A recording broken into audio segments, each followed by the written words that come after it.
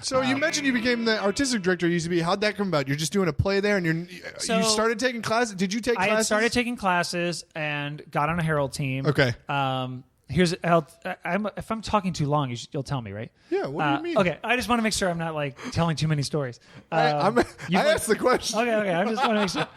So, because this is another great UCB story that I want to tell of people. I don't know why this happened, but so I had taken level 1 and 2, and I was out of money. I was like by that point I'd stopped working night jobs. Okay. My night job.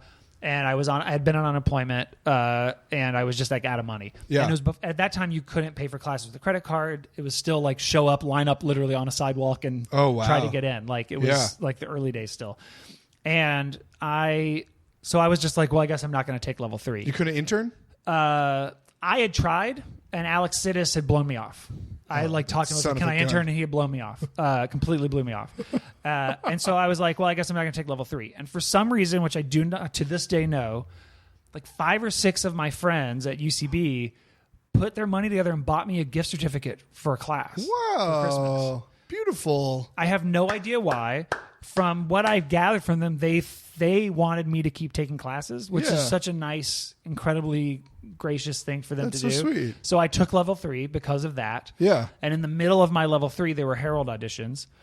Again, not me. Other people went to Billy Merritt and Michael Delaney and said, we think Anthony should be allowed to audition. I never asked. Wow. And then they said, do you want to audition? And I said, sure. And I got on Dillinger during that legendary class. Team, I do believe, from During what I've gathered from from podcasts, improv podcasts. So if those people had not bought me that gift certificate, I would not have been able to audition and gotten on a team. That's so lovely. And again, another thing that my first writing job came from Lennon Parham, who was on Dillinger. Like we knew each other because of that. Wow. So many things that are like, osmosis or whatever. I just think like so much of life is luck mixed with preparation. You know what I mean? It's it's like planting your seeds or whatever. Yeah, it's just being like, no one gets anywhere without luck, but you also have to be ready when the luck happens to like go, I'm ready to do it. Yeah. You know what I mean? So it's not just luck, but anyone who's like, I did it all is like, I think you're lying. At some point, things came together. I wonder if that would happen out here now. If a group of friends would buy somebody a class.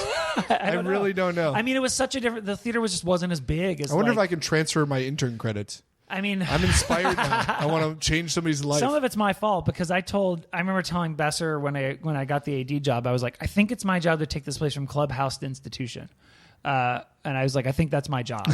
Because it was such a clubhouse. And it's not killed the vibe. It's not a clubhouse. So how did why did he ask you to do it? Were you were performing in Dillinger? You were doing a show? So I was on a Herald team and doing a bunch of other shows. I was doing shows almost every night. I was doing Gutenberg. I was directing a bunch of shows. Yeah.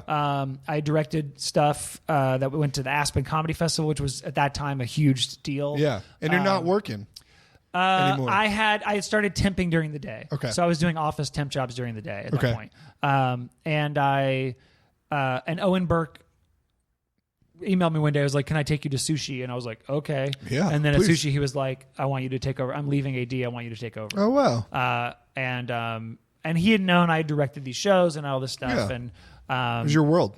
Yeah. And so I took over running the theater and then did it. And I moved to New York to direct theater. And my dream was like, someday I would love to be the artistic director of a theater. Yeah. That was like my dream of life. Yeah. And so now I was like my mid-20s and was artistic director, not of the kind of theater I thought I was going to be artistic director of, but still of a theater.